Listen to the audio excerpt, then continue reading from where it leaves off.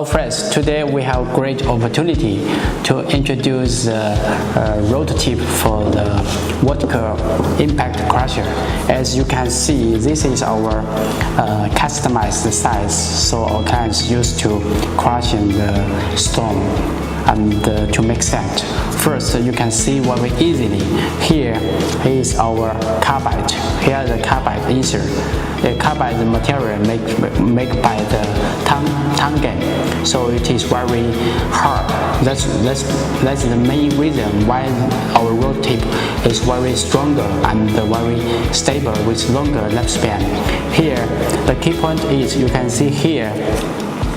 This we welding with the brass. It means we are not use the glue to glue this carbide insert. We use brass welding, so it's more durable. It's more the two material collection is have high strength.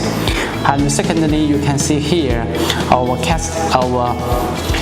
rotor tip body we made with the forging material, so it looks very great because have the have great toughness.